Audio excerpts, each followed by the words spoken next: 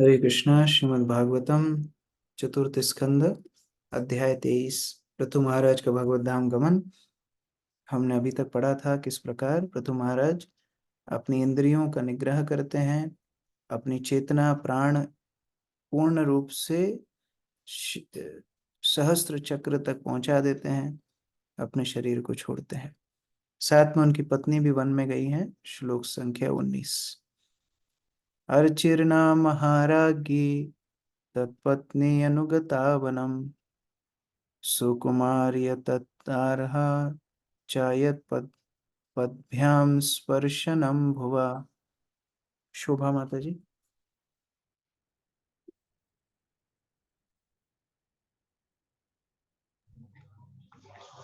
महाराज महाराज पृथु की पत्नी महारानी अर्ची अपने पति के साथ वन को गई थी। महारानी होने के कारण उनका शरीर अत्यंत कोमल था। यद्यपि वे वन में रहने के योग्य न थीं, किंतु उन्होंने स्वेच्छा से अपने चरण कमलों से पृथ्वी का स्पर्श किया।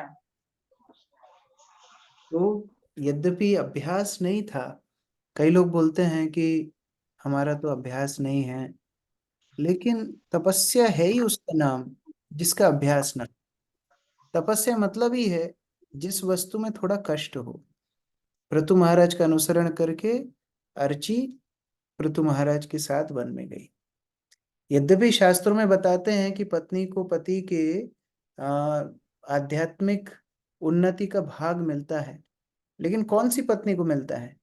जो पत्नी पति का अनुसरण करती है। पति जिस प्रकार भगवत भक्ति में आगे बढ़े, यदि पत्नी साथ में सहायता करेगी तो उसको भी उसका भाग मिलेगा। अगर सहायता नहीं करेगी, अगर उस संगति का लाभ नहीं उठा पाएगी, तो फिर उसका फल भी उसको नहीं मिलेगा। यहाँ पृथु महाराज महारानी अर्ची को साथ में लेकर के गए और महारानी अर्ची उनका अनुसरण कर रही। प्रफुल्ल प्रभु। तात्पर्य: महाराज पृथु की पत्नी महारानी और राजा की पुत्री भी थी, अतः उन्हें पृथ्वी पर चलने का अनुभव न था, क्योंकि महारानियां महलों के बाहर निकलती ही नहीं थी। वे जंगलों में तो गई ही नहीं थी और न ही सुनसान में रहने की कठिनाइयों का अनुभव किया था। वैदिक सभ्यता में महारानियों द्वारा ऐसे त्याग एवं पति के प्रति निष्ठा के सैकड़ों उदाहरण मिलते हैं। जब भगवान श्री रामचंद्र वन को गए तो लक्ष्मी स्वरूपा माता सीता भी पति के साथ साथ गई। भगवान श्री रामचंद्र अपने पिता महाराज दशरथ के आज्ञा पालन हेतु वन गए थे, किंतु माता सीता को ऐसा कोई आदेश नहीं था। फिर भी उन्होंने स्वेच्छा से अपने पति के मार्ग का अनुसरण किया। इसी प्रकार राजा धृतराष्ट्र की पत्नी गांधारी भी अपने पति के साथ वन को गई थी। प्रथु भगवान श्री रामचंद्र तथा धृतराष्ट्र जैसे महापुरुषों की पत्नियां होने के कारण वे सभी आदर्श पतिव्रता स्त्रियां थी। ऐसी महारानियों ने भी सामान्य लोगों को यह दिखाकर कि किस प्रकार पतिव्रता बनकर जीवन की प्रत्येक परिस्थिति में पति का अनुगमन करना चाहिए, शिक्षाएं दी है। यदि पति राजा होता है तो वे उसके पार्श्व में महारानी की तरह बैठती है, और जब वह वन को जाता है तो वे उसका अनुगमन करती हैं, भले ही वन में उन्हें कितने ही कष्ट क्यों ना सहने पड़े। इसीलिए यहाँ पर कहा गया है अतद अर्हा कि यद्यपि वे अपना पांव भूमि पर नहीं रखना चाहती थी, तो भी जब वे अपने पति के साथ वन को गई तो उन्होंने सारे कष्ट अंगीकार किए। तो अर्धांगनी मतलब आधा अंग जब पत्नी को बोला जाता है, तो ऐसा नहीं है कि आधा अंग गर्मी में है तो आधा अंग ठंडा में है, नहीं, पूरा ही शरीर गर्मी में रहेगा। उसी प्रकार पति यदि राज सिंहासन पे बैठा है, राज सिंहासन पे साथ में, यज्ञ कर रहा है, यज्ञ में साथ में, वन में गया है तो वन में भी साथ में पत्नी को जाना है। उस प्रकार आदर्श एक संबंध है। अतीव भर्तु व्रत धर्म निष्ठया शुश्रूषया चार्ष्य देह यात्रया नाविन्दति नाविन्दतार्तिं परिकर्षितापि सा प्रेकरस्पर्शन निवृत्तिः। गौरी शंकर प्रभु। यद्यपि महाराज अर्ची इसे कष्टों को सहने से अभ्यस्त न थी, तो वन में रहने के लिए अधिष्ठान आदि ने उन्हें ऋषियों की तरह अपने पति का साथ दिया। वे भूमि पर शयन करती और केवल फल फूल और पत्तियां खाती, क्योंकि वे इन कार्यों के लिए उपयुक्त न थी। अतः वे अत्यंत दुर्बल हो गई। फिर भी अपने पति की सेवा करने से उन्हें जो आनंद प्राप्त होता था, उसके कारण उन्हें किसी कष्ट का अनुभव नहीं होता था।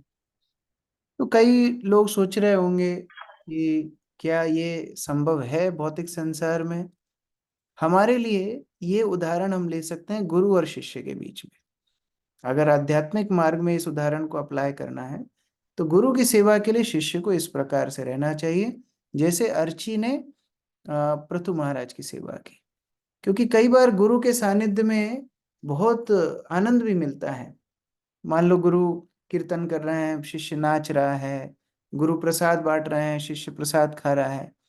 उसी प्रकार से जैसे अभी शिष्य गुरु का साथ दे रहा है, उस समय में भी देना होगा जब गुरु आपत्ति में होंगे।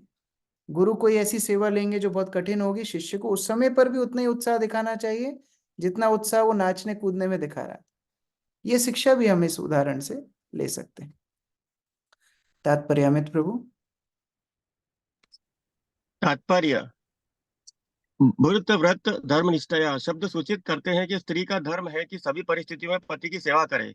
वैदिक सभ्यता में जीवन के प्रारंभ से ही मनुष्य को ब्रह्मचारी, फिर आदर्श गृहस्थ, तब वानप्रस्थ और अंत में सन्यासी बनने की शिक्षा दी जाती है, और स्त्री को सभी परिस्थितियों में पति का अनुगमन करने की शिक्षा दी जाती है। ब्रह्मचार्य अवस्था के बाद मनुष्य गृहस्थ जीवन अपनाता है। स्त्री को भी माता पिता द्वारा शिक्षा दी जाती है कि वह पतिव्रता पत्नी बने। इस प्रकार जब लड़की तथा लड़के का मिलाप किया जाता है तो दोनों को उच्च उद्देश्य के लिए जीवन अर्पित करने की शिक्षा दी जाती है। लड़के लड़के को शिक्षा दी जाती है कि वह जीवन के इस उच्च उद्देश्य के लिए अपना कर्तव्य निभाए, और लड़की को प्रशिक्षण दिया जाता है कि वह पति का अनुगमन करे। पतिव्रता स्त्री का यह कर्तव्य है कि गृहस्थ जीवन में वह अपने पति को सभी प्रकार से प्रसन्न रखे, और जब पति पारिवारिक जीवन से निवृत्त हो तो वह वन जाए और वानप्रस्थ जीवन या वनवासी जीवन बिताए। उस समय पत्नी को अपने पति के साथ रहकर उसकी वैसी ही देखभाल करनी चाहिए जैसी कि गृहस्थ जीवन में करती थी। किंतु जब पति संन्यास ग्रहण करे तो पत्नी को घर लौटकर साध्वी बनकर अपने बच्चों तथा पुत्र वधुओं के समक्ष आदर प्रस्तुत करना चाहिए, और उन्हें दिखाना चाहिए कि किस प्रकार तपस्वी जीवन बिताया जाए। तो जो जब चैतन्य महाप्रभु ने संन्यास ग्रहण किया, स्त्री का जो जीवन है वास्तव में शिक्षा का ही जीवन है।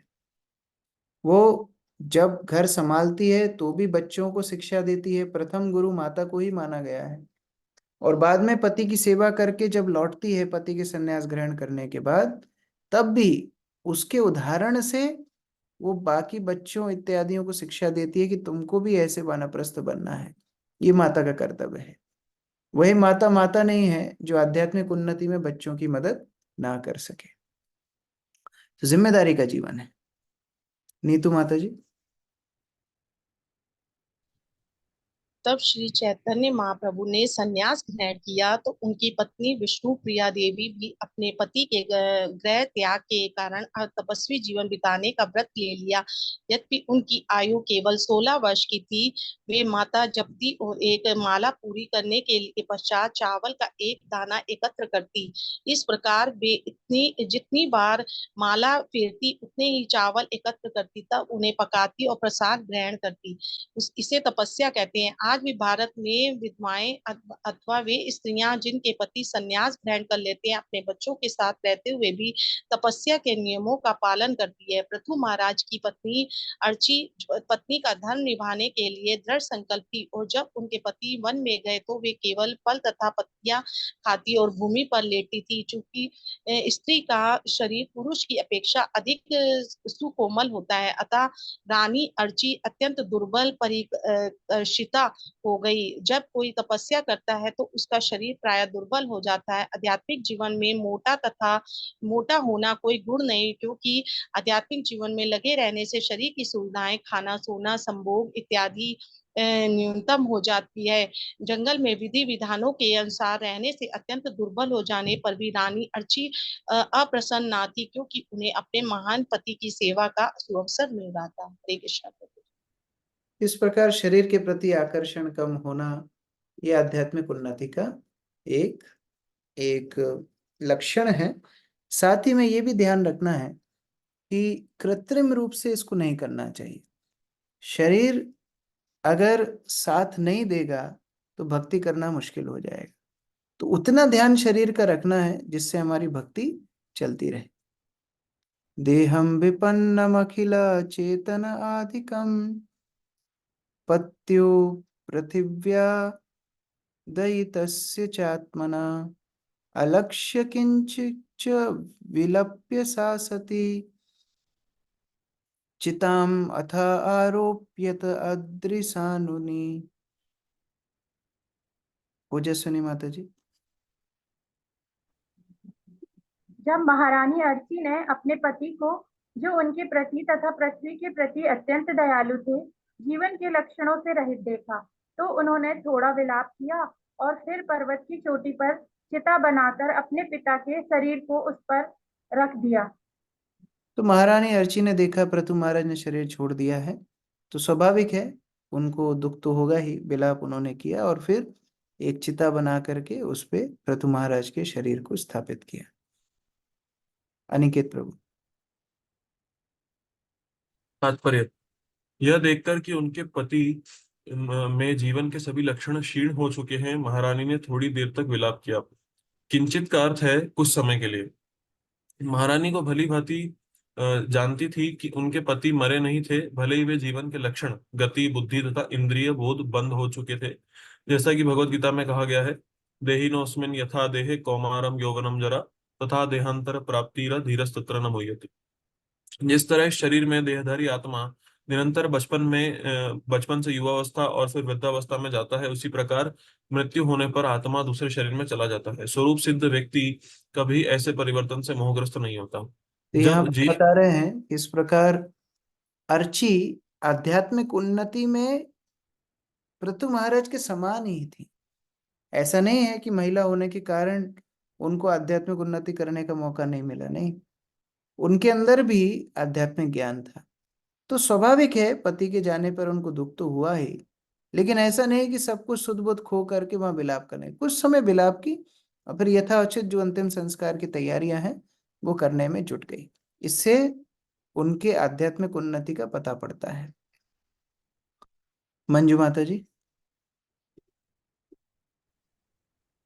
जब जीव एक शरीर से दूसरे में स्थानांतरित होता है, जिसे सामान्य रूप से मृत्यु कहते हैं, तो बुद्धिमान मनुष्य कभी विलाप नहीं करता, क्योंकि वह जानता है कि जीव मरा नहीं, केवल एक शरीर से दूसरे शरीर में स्थानांतरित हुआ है। महारानी ने अपने पति के साथ वन में अकेला होने के कारण भयभीत होना चाहिए था, किंतु महान पुरुष की महान पत्नी होने के कारण वे क्षण भर तक रोई और तुरंत समझ गई कि उन्हें अनेक कार्य करने हैं। अतः विलाप में उनका अपना समय न गवा करके उन्होंने पर्वत की चोटी पर तुरंत एक चिता तैयार की और उस पर अपने पति का शरीर को जलने हेतु रख दिया। महाराज पृथु इस को प्रकार यहाँ दैत्य कहा। यहाँ एक और महत्वपूर्ण शिक्षा है। जैसा कि हमने कहा कि पति पत्नी के संबंध का तो है ही उदाहरण, लेकिन उसके साथ गुरु शिष्य का भी उदाहरण है। गुरु शिष्य का उदाहरण भी इस तरह होना चाहिए। तो शिष्य गुरुदेव के जाने से दुखी होते हैं, लेकिन उनको ये भी समझना चाहिए कि गुरु के अब आदेशों को, गुरु के अब मिशन को शिष्य को ही आगे बढ़ाना है। जैसे यहाँ पर प्रभुपाद लिख रहे हैं कि विलाप में ज्यादा समय नहीं बिताया, क्योंकि वो समझ गई उन्हें और भी अनेक कार्य आगे करने हैं। तो उस प्रकार से यहाँ पर बहुत महत्वपूर्ण शिक्षा है शिष्य के लिए भी। गायत्री माता जी। हरे कृष्ण। महाराज पृथु को यहाँ दयित कहा गया है, क्योंकि वे न केवल इस पृथ्वी के राजा थे, वरन अपनी संतान के समान पृथ्वी की रक्षा करते थे। इसी प्रकार वे अपनी पत्नी की भी रक्षा करते थे। राजा का कर्तव्य था कि हर एक को विशेष रूप से पृथ्वी या जिस भूमि का वह शासक हो तथा प्रजा व परिजनों की को सुरक्षा प्रदान करे, क्योंकि महाराज पृथु कुशल राजा थे। अतः उन्होंने हर एक को सुरक्षा प्रदान की, इसलिए उन्हें यहाँ पर दयित कहा गया है। दयित यानी जो प्रेम करे, और पृथु महाराज स्वभावतः सारी प्रजा को, सभी पृथ्वी के जनों को, सबको सुरक्षा प्रदान करते थे, प्रेम प्रदान करते थे। तो एक विरह का भाव है। ऐसा नहीं कि एक क्रूर राजा की मृत्यु हुई है, एक प्रेमी राजा की मृत्यु हुई है। जिस राजा ने पूरी पृथ्वी को आश्रय प्रदान किया, आज उसने शरीर छोड़ा है, तो स्वाभाविक है कि सभी के लिए बड़े शोक की बात है।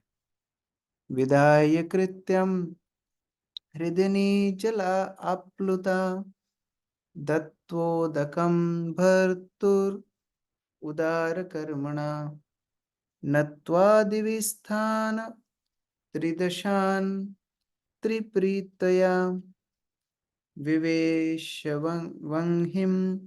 ध्ययति भृत्रपादौ। विनोद प्रभु।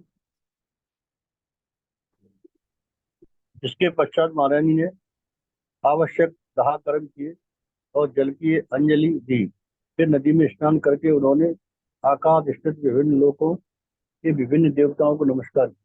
तब अग्नि की प्रदक्षिणा की और अपने पति के चरण कमलों का ध्यान करते हुए उन्होंने अग्नि की लपटों में प्रवेश किया। हरे कृष्ण। देखिए, कई चीजें इस उदाहरण से समझ में आती हैं। एक तो कि कैसे वैदिक सभ्यता में माताओं को भी समान अधिकार थे अनुष्ठान करने के, संस्कार करने के। अंतिम संस्कार पति का अर्ची कर रही हैं, क्योंकि वन में कोई है नहीं। पुत्र हैं, 5 पुत्र हैं, लेकिन वन में तो अकेले ही गए थे, तो अपने हाथों से अंतिम संस्कार कर रही हैं। और दूसरा, स्व इच्छा से अग्नि में प्रवेश कर रही।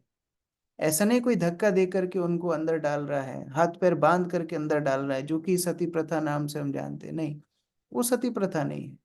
सती होना मतलब पत्नी को पति से इतना वियोग होता था, और क्यों वियोग होता था ये भी समझना जरूरी है। ऐसा नहीं कि पति से केवल भौतिक आसक्ति थी। महारानी अर्ची जैसी उत्तम महिला ये भौतिक आकर्षण के कारण महाराज पृथु के साथ सामरण नहीं कर रही हैं, लेकिन पृथु महाराज जैसा भक्त, पृथु महाराज जैसा आदर्श एक आचार्य है, जिनके विरह में अर्ची माता, जिनको संगति मिली है इतनी नजदीक से, उनको दुख कैसे नहीं होगा। इसीलिए वैष्णव आचार्य बोलते हैं, पाषाणे कुटीवो माथा अनले पशिवो। मेरे को इतना इतना विरह हो रहा है गुरु से कि मैं अग्नि में प्रवेश कर जाऊं। तो वही भावना के साथ अर्ची माता अग्नि में प्रवेश की है, क्योंकि वो पृथु महाराज की आध्यात्मिक उन्नति इसको जानती थी और उनकी प्रेरणा से अपने आध्यात्मिक जीवन में आगे बढ़ रही थी, तो इसीलिए सहमरण किया। तात्पर्य रेखा माता जी। अपने मृत पति की चिता के लपटों में सती पत्नी का प्रवेश सहगमन कहलाता है। सहगमन की वैदिक सभ्यता में यह प्रथा अनंत काल से चली आ रही है। यहाँ तक कि भारत में अंग्रेजी राज्य काल में भी इसका कठोरता से पालन होता रहा, किंतु धीरे धीरे इसका ह्रास होता गया। यहाँ तक कि जब पत्नी अपने मृत पति के साथ अग्नि में प्रवेश करने का साहस ना करती तो उसके संबंधी उसे अग्नि में झोंकने लगे। इस तरह इस प्रथा को बंद करना पड़ा, किंतु आज भी ऐसे छिटपुट कांड होते हैं जहां पत्नी स्वेच्छा से अपने पति के साथ अग्नि में भस्म हो जाती है। 1940 ईस्वी के बाद भी हमने एक सती को इस प्रकार मरते देखा है। हरे कृष्ण। विलोक्यनुगातं साध्वीं प्रथुं वीरवरं पतिं तुष्टवो वरदा देवे देवपत्न्या सहस्रशः। अनीता माता जी पढ़िए। महान राजा पृथु की पतिव्रता पत्नी अर्ची के इस वीरतापूर्ण कार्य को देखकर हजारों देव पत्नियों ने प्रसन्न होकर अपने पतियों सहित रानी की स्तुति की। महाराज पृथु तो महान थे ही, लेकिन महाराज पृथु के चरित्र के साथ महारानी अर्ची के चरित्र का भी गुणगान हो रहा है। उन्होंने महाराज पृथु की संगति का लाभ उठाया और महाराज पृथु के साथ जो समरण किया है, देवलोक की माताएं भी उनकी प्रशंसा करने लगी। कुर्वत्या कुसुमासारम तस्मिन् मंदर सानुनि नंदस्तु अमर तूर्येषु गृणन्ति स्म परस्परम। अनीता सबले माता जी पढ़िए। उस समय देवता मंदर पर्वत की चोटी पर आसीन थे। उस उनकी पत्नियों चिता की अग्नि पर फूलों की वर्षा करने लगे और एक दूसरे से इस प्रकार बातें करने लगी। तो ये जो देव पत्नियां हैं, बहुत आदर्श उदाहरण महारानी अर्ची का आपस में चर्चा कर रहे हैं। देव्यः ऊचुः अहोयं वधूर्धन्या या चैवं भूभुजां पतिं सर्वात्मनः पतिं भेजे यज्ञेशं श्री शीर्वधूरिवा। विवेकानंद प्रभु। देवताओं की पत्नियों ने कहा, महारानी अर्च धन्य है। हम देख रही हैं कि महान राजेश्वर पृथु की इस महारानी ने अपने पति की अपने मन, वाणी तथा शरीर से उसी प्रकार सेवा की है जिस प्रकार ऐश्वर्य की देवी लक्ष्मी भगवान यज्ञेश अथवा श्री विष्णु की सेवा करती हैं। ये सेवक बनना आध्यात्मिक उन्नति के लिए बहुत महत्वपूर्ण है। हम देखते हैं ब्रह्मचारी गुरु की सेवा के लिए विनम्र भाव से सेवक बनते हैं, सेवा करते हैं। एक राज परिवार में जो मंत्री होते हैं, सैनिक होते हैं, सेवक होते हैं, राजा की सेवा करते हैं। पत्नी पति की सेवा करती है, पुत्र पिता माता की सेवा करते हैं। इस प्रकार सेवा करने का अभ्यास होना वर्णाश्रम के लिए बहुत आवश्यक है, और यही सेवा का भाव फिर भक्ति में परिणत हो जाता है। लेकिन वो ट्रेनिंग क्योंकि आजकल मिलती ही नहीं है, भक्ति में आने के बाद बड़ी समस्या होती है लोगों को। वो बोलते हैं, अरे हम क्यों सेवा करें, आप उनको क्यों नहीं बोल रहे, इनको क्यों नहीं बोल रहे। इसलिए वर्णाश्रम भक्ति के अनुकूल है। बचपन से ही जो शिक्षाएं दी जाती हैं वो भक्ति में आने के लिए अनुकूल हो जाती हैं। बाद में जब गुरु की सेवा करनी होती है, भक्तों की सेवा करनी होती है, तो सहज होता है। हम देखते हैं गांव के लोग अच्छे भक्त बनते हैं, क्यों? वो अभ्यास बचपन से मिला है। लेकिन जहाँ ज्यादा स्वतंत्रता बचपन से है, उनके लिए भक्ति करना बड़ा मुश्किल हो जाता है। जय माता जी। तात्पर्य। इस श्लोक में यज्ञेशम श्री वधुर रीव शब्द सूचित करते हैं कि महारानी अर्ची ने अपने पति की सेवा उसी प्रकार से की जिस तरह ऐश्वर्य की देवी लक्ष्मी पूर्ण पुरुषोत्तम भगवान श्री विष्णु की सेवा करती हैं। हम इस संसार के इतिहास में भी देख सकते हैं कि जब भगवान श्री कृष्ण, जो परम श्री विष्णु हैं, द्वारका में राज कर रहे थे, तो श्री कृष्ण की पटरानी रुक्मणी अपने हाथों से श्री भगवान की सेवा करती थी। यद्यपि उनकी सहायता के लिए हजारों दासियां उपस्थित रहती थी। इसी प्रकार वैकुंठ लोक में लक्ष्मी स्वयं नारायण की सेवा करती है। यद्यपि श्री भगवान की सेवा के लिए हजारों भक्त उद्यत रहते हैं। देवताओं की भी पत्नियां ऐसा ही करती हैं और पुराने जमाने में सारे मनुष्यों की पत्नियां भी ऐसा करती थी। वैदिक सभ्यता में स्त्री तथा पुरुष मानव निर्मित विवाह विच्छेद जैसे कानून से विलग नहीं होते थे। हमें मानव समाज में पारिवारिक जीवन बनाए रखने की आवश्यकता को समझना चाहिए और विवाह विच्छेद से के इस कृत्रिम कानून को सदा के लिए उन्मूलन कर देना चाहिए। पति तथा पत्नी को कृष्ण भक्ति करना चाहिए और लक्ष्मी नारायण अथवा कृष्ण रुक्मणी का अनुकरण करना चाहिए। इस प्रकार संसार में शांति तथा सामंजस्य स्थापित हो सकता है। देखो, दो राजा एक भवन में नहीं रह सकते, लेकिन कई सारे सेवक एक कमरे में रह सकते हैं। जो सेवक भाव रहेगा तो परिवार साथ में रहेगा। सब एक दूसरे की सेवा करने का प्रयास करें, आध्यात्मिक रूप से एक दूसरे को मदद करें, भौतिक रूप से एक दूसरे को मदद करें। लेकिन सब दादागिरी करेंगे, परिवार टूट जाएगा। अभी समस्या यही है। अभी पति पत्नी नहीं है, वास्तव में सब पति पति है, पत्नी भी पति ही है। वो पति को डांटती है, पति पत्नी को डांटता है, दोनों लड़ते हैं, माराकुटी करते हैं, बर्तन फेंकते हैं, क्या क्या करते हैं। इसलिए परिवार साथ में नहीं रहते हैं। सेवक भाव रहेगा तो परिवार साथ में रहेगा। ये भावना हमारे अंदर रहना है। वर्णाश्रम से हमको ये सीखना है, विशेषतः भक्तों के बीच के संबंध इस तरह होना चाहिए। पत्नी को भी वैष्णवी रूप से देखना है और पत्नी को पति को वैष्णव रूप से देखना है। अगला श्लोक। शेषानूनं व्रजति ऊर्ध्वम् अनुवेन्यां पतिं सति। विनोद प्रभु, विनोद पटेल प्रभु। अरे जो लोग क्लास के साथ जप कर रहे हैं वो लोग जप कर सकते हैं, क्योंकि ये भागवत भगवान से अभिन्न है। ये आप दोनों को अपराध कर रहे हो। भगवान को हरिनाम के रूप में भी अपराध कर रहे हो क्योंकि वो ठीक से नहीं सुन रहे हो, और भागवत रूपी भगवान को भी अपराध कर रहे हो क्योंकि भागवत ठीक से नहीं सुन रहे हो। तो दोनों में से एक काम करना है, या तो जप करना है या भागवत पढ़ना है। शेषाम नूनम व्रजति ऊर्ध्वम अनुवेन्यम पतिम सती। पश्यता अस्मान् आतिथ्य अर्चि भव्येन कर्मणा। प्रमोदानंद प्रभु जी।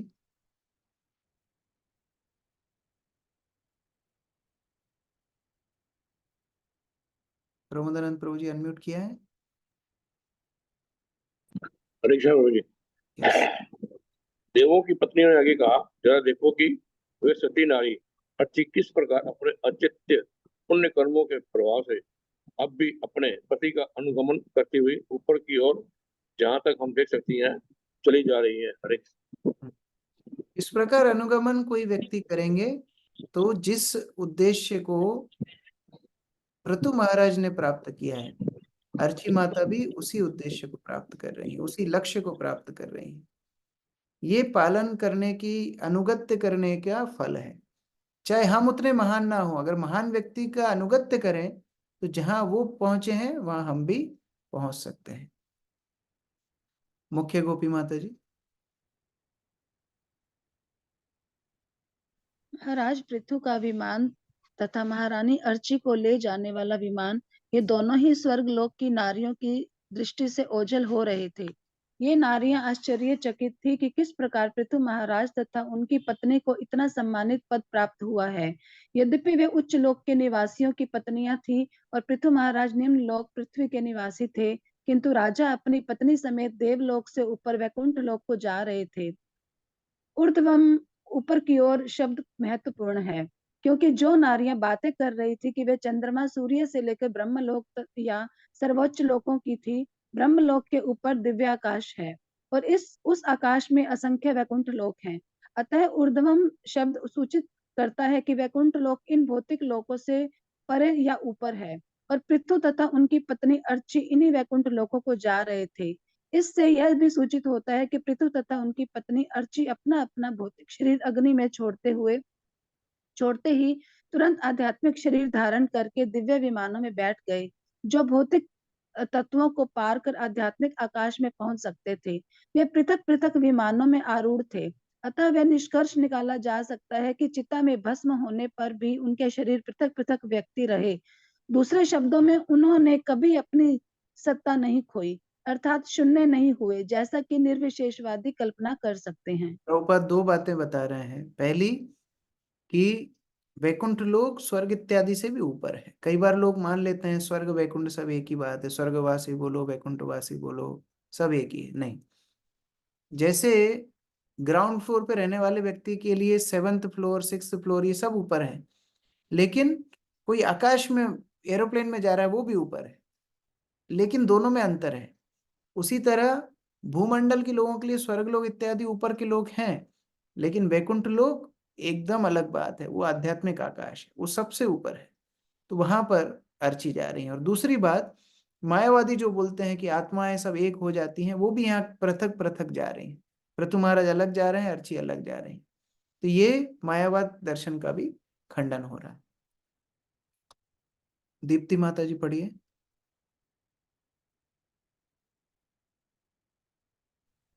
स्वर्ग की नारियां ऊपर तथा नीचे दोनों ओर देखने में सक्षम थी। जब वे नीचे देख रही थी तो उन्हें पृथु का शरीर भस्म होते और अर्ची को चिता में प्रविष्ट होते देखा, और जब वे ऊपर देख रही थी तो उन्हें दिखा कि वे दोनों अलग अलग विमानों में किस तरह बैकुंठ लोक को जा रहे हैं। यह सब दुर्विभावेन कर्मणा अर्थात अचिंत्य कर्म द्वारा संभव है। पृथु महाराज शुद्ध भक्त थे और उनकी पत्नी अर्ची केवल अपने पति का अनुगमन कर रही थी। फलतः वे दोनों शुद्ध भक्त माने जा सकते हैं, जिससे वे अचिंत्य कर्म करने में सक्षम थे। ऐसे कर्म सामान्य व्यक्ति द्वारा संभव नहीं है। सचमुच ही सामान्य पुरुषों के लिए भक्ति करना भी सरल नहीं, न ही सामान्य स्त्रियों पतिव्रत्य धर्म का निर्वाह करके सभी प्रकार से अपने पतियों का साथ दे सकती हैं। स्त्री को उच्च योग्यता की उतनी आवश्यकता नहीं जितनी कि अपने भक्त पति के चरण चिन्हों पर चलने की है। तभी पति तथा पत्नी दोनों मोक्ष प्राप्त करते हैं और बैकुंठ लोक को जाते हैं। यह महाराज पृथु तथा उनकी पत्नी अचिंत्य कर्मों द्वारा प्रत्यक्ष है। हरे कृष्ण। यद्यपि हम उतने महान ना हो, अगर एक महान व्यक्ति का अनुसरण करें तो वही गंतव्य हमें भी प्राप्त होगा। ये अर्ची माता के उदाहरण से हम देख सकते हैं। तेषां दुरापम किम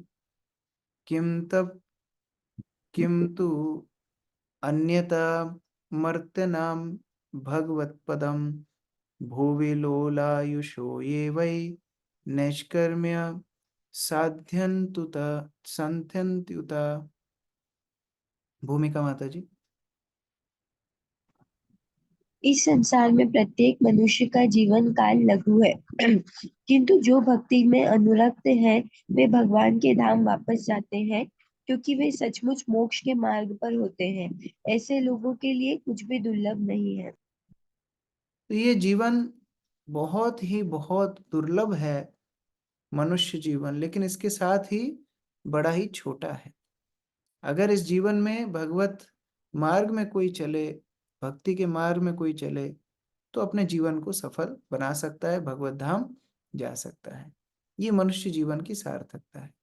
अन्य योनियों में चाहे लंबा लंबा जीवन मिले, कई वृक्ष हैं हजारों वर्ष जीते हैं, कई ऐसे प्राणी भी हैं जो हजारों वर्ष जीते हैं, देवता इत्यादियों की उम्र कितनी लंबी है, लेकिन भक्ति नहीं कर सकते। मनुष्य एकमात्र ऐसे हैं जो भक्ति के माध्यम से भगवत धाम प्राप्त कर सकते हैं। यामिनी माता जी। श्रीमद् भगवद गीता 9.33 में भगवान श्री कृष्ण कहते हैं, अनित्यम सुखम लोकमिमं प्राप्य भजस्व माम। श्री भगवान यहाँ घोषित करते हैं कि यह भौतिक जगत दुखों असुखम से भरा है और साथ ही अनित्य है। अतः मनुष्य का एकमात्र कर्तव्य यह है कि वह अपने आप को भक्तिमय सेवा में लगाए। मानव जीवन का यही सर्वोत्तम अंत है। जो भक्त श्री भगवान के चरण कमलों की सेवा में निरंतर लगे रहते हैं, उन्हें न केवल समस्त भौतिक लाभ प्राप्त होते हैं, वरन समस्त आध्यात्मिक लाभ भी मिलते हैं, क्योंकि जीवन के अंत में समय में श्री भगवान के धाम वापस जाते हैं। उनके गंतव्य को इस श्लोक में भगवत पदम कहा गया है। पदम शब्द का अर्थ है धाम है तथा भागवत का अर्थ है श्री भगवान का। इस प्रकार भक्तों का गंतव्य पूर्ण पुरुषोत्तम भगवान का धाम है। भगवत पदम, पदम अर्थ बहुत होते हैं। पद यानी उनका आसन, या पद यानी उनके बराबर, या पद यानी उनका धाम।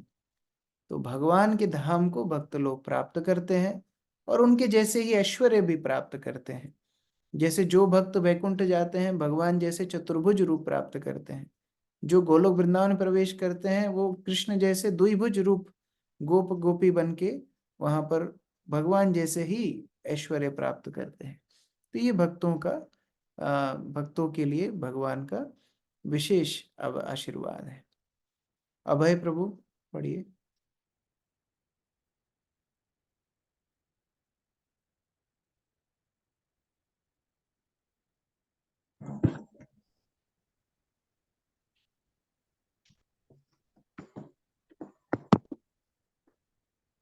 यस, पढ़िए अभय प्रभु।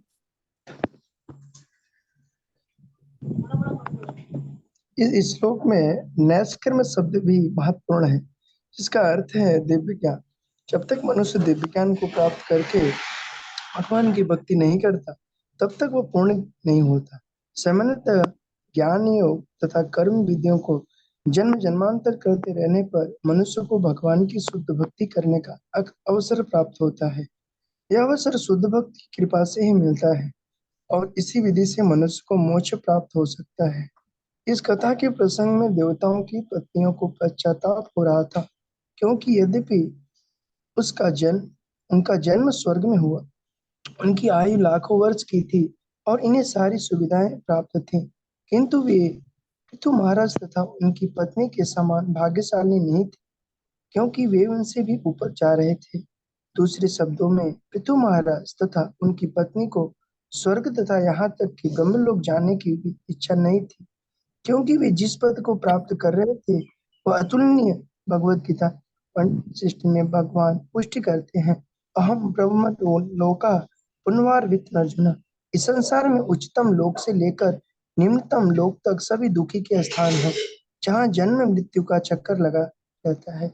दूसरे शब्दों में, यदि कोई उच्चतम लोक ब्रह्मलोक पे जाता है तो उसे पुनः जन्म तथा मृत्यु के कष्टों में लौटना पड़ता है। भगवद गीता। ये हमको समझना है किस प्रकार वास्तव में पूरे संसार में दुख ही दुख है। एकमात्र मनुष्य जीवन ऐसा है जिसमें भगवत भक्ति करके यहाँ से निकला जा सकता है, बस।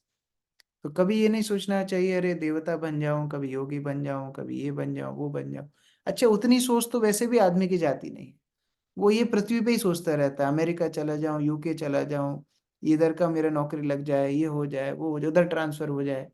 अभी गर्मी ज्यादा लग रही है तो लोग वहाँ केदारनाथ वगैरह भाग रहे हैं, दर्शन से ज्यादा उनको लग रहा है वहाँ ठंडा मौसम होगा। तो आदमी हमेशा ये सोचता है मेरा सुख कहाँ मिलेगा। सुख वास्तव में है ही नहीं। एकमात्र अगर भगवत भक्ति मनुष्य कर ले तो भगवत धाम जा सकता है। आशा माता जी पढ़िए। भगवत गीता में कहा गया है कि तेम तब भुक्त्वा सर्वलोकम विशालम क्षीणे पुण्य वर्ति लोकम विशंति। इस प्रकार जब वे स्वर्ग का इंद्रिय सुख भोग लेते हैं तो वे इस मृत्यु लोक में पुनः वापस आ जाते हैं। इस प्रकार पुण्यों के चुक जाने पर मनुष्य को पुनः अपने अधः लोकों में आना पड़ता है और फिर पुण्य क्रम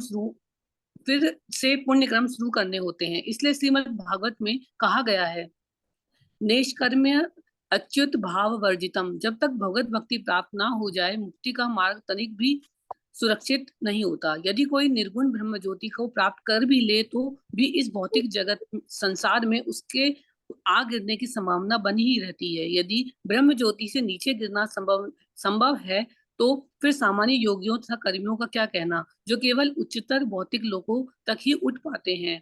इस तरह उच्चतर लोकों के वासियों की पत्नियों ने कर्म, ज्ञान तथा योग के फल को अधिक नहीं सराहा।